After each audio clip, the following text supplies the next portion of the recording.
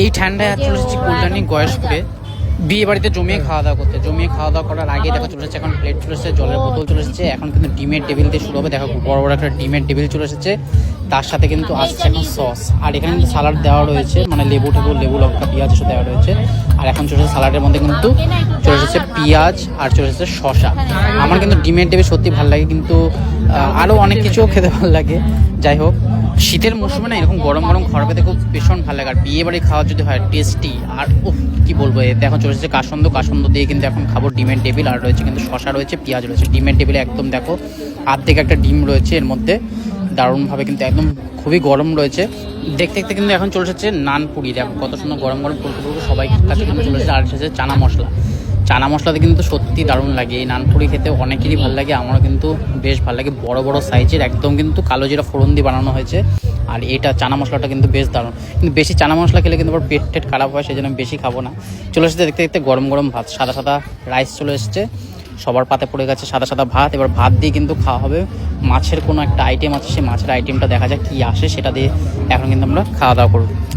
ও মাছের আগেই কিন্তু রয়েছে এখানে ভেজ ডাল চলে এসেছে। এখন ভেজ ডাল কিন্তু এখানে রয়েছে গাজর রয়েছে, বিন রয়েছে, মটরশুঁটি দিয়ে কিন্তু ভেজ ডাল করা হয়েছে। আর রয়েছে চিপস একদম দারুণভাবে কিন্তু ঘরোয়া খাওয়ার দাওয়ার একদম বিয়ে বাড়িতে বেশ ভালো লাগছে। সাদা সাদা রাইস দিয়ে কিন্তু দেখতে দারুণ লাগছে।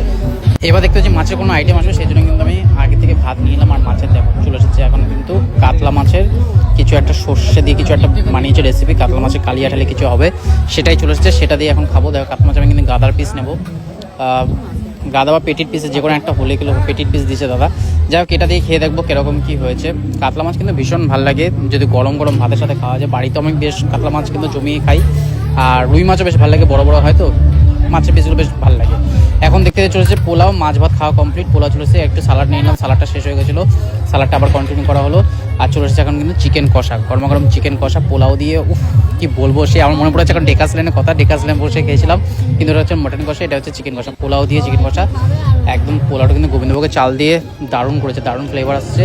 আর সবাই কিন্তু জমিয়ে খাচ্ছে, কেউ কিন্তু খাওয়ার ওয়েস্ট করেনি। অনেকে বলে খাওয়ার ওয়েস্ট করে বিয়ে বাড়িতে, এখানে কিন্তু খাওয়ার কোনো ওয়েস্ট করেনি, সবাই কিন্তু জমিয়ে খাচ্ছে, কারণ টেস্ট খুব ভালো হয়েছে। আমিও ভীষণ ভালোভাবে খেলাম, প্রচুর লোকের ভিড় হয়েছে। সেকেন্ড ব্যাচে বসেছিলাম আমি, চিকেনটা আবার কন্টিনিউ করবো, পোলাওটা আবার কন্টিনিউ করবো, কারণ কি টেস্ট ওয়াইজ কিন্তু দারুণ হয়েছে।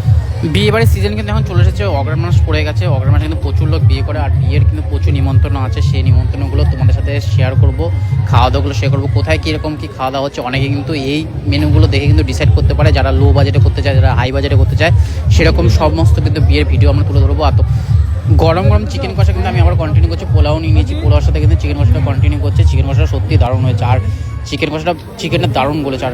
আর পোলাওটা যা বলবো, পোলাওটা সত্যি দারুণ, ফ্লেভারও যেরকম সুন্দর আসছে আর খেতেও কিন্তু দারুণ লাগছে। এরকম ঠান্ডা পরিবেশে কিন্তু বিয়ে বাড়িতে খাওয়ার মজা আলাদা, কিন্তু ওভার না খাওয়াই ভালো, ওভার খেলে কিন্তু সত্যি শরীর খারাপ করে আর পেটে প্রবলেম হয়। সেই জন্য কিন্তু আমি 8 পিস চিকেন খেলাম, 8 পিস চিকেন নিলাম, আর দুবার কিন্তু পোলাও কন্টিনিউ করলাম, আর দুবার রাইসও কন্টিনিউ করলাম। মাছ 1 পিস খেয়েছি, কিন্তু চিকেনটা একটু বেশি করে খেলাম। যাই হোক, খাওয়া দাওয়া তো বেশ ভালো লাগলো। তোমাদের কীরকম খাওয়া দাওয়া লাগলো তোমার জানাতে ভুলো না। আশা করি অনেকেই কিন্তু বিয়ে বাড়িতে গেলে কিন্তু এরকম কবজি ডুবিয়ে খায়, সেরকম আমি কবজি ডুবিয়ে খেলাম, বেশ মজাদার দিয়েছিল। আর বাইরে বিশাল গানের আওয়াজ হচ্ছিলো, সেই জন্য ভেতরে এসে মিউট করে বসেছিলাম। যাই হোক, এখন কিন্তু চাটনি দেওয়া হচ্ছে, চাটনি পাপড় দিয়ে দিয়েছে। চাটনিটা কিন্তু এখানে খেজুর দিয়ে করেছে আর কিশমিশ দিয়ে করেছে, বেশ সুন্দর। আমি কিন্তু সন্দেশটা নেবো না, সন্দেশটা আমার খেতে অতটা ভালো লাগে না, আমি রসগোল্লা নেবো, রসগোল্লা খাবো। আজকের মতো বিয়ে বাড়ি খাওয়া প্রায় কমপ্লিট, অনেক কিছু খাওয়া দাওয়া করলাম আর তোমাদের সাথে শেয়ার করলাম। চাটনি পাপড় এখন খাওয়ার পালা। চাটনিটা দেখো খেজুর দিয়ে কি সুন্দর, খেজুর কিশমিশ দিয়ে দারুণভাবে বানিয়েছে। এরকম খেজুরের চাটনি কিন্তু আমার দারুণ লাগে। আর এখানে চলে এসেছে গরমা গরম বড়ো সাইজে একটা রসগোল্লা আমি একটাই খাবো, বেশি মিষ্টি খাবো না। চাটনি মা আবার আরেকবার নিল, কারণ কি মার ভালো লেগেছে চাটনিটা। যাই হোক, রসগোল্লাটা খেয়ে আজকের মতো ভিডিওটা এখানে শেষ করছি। ভিডিওটা কেমন লাগলো অবশ্যই কমেন্ট বক্সে জানাতে ভুলো না। দেখা হবে এরকম নতুন নতুন ভালো ভালো ব্লগের সাথে। ততক্ষণ টাটা, বাই বাই।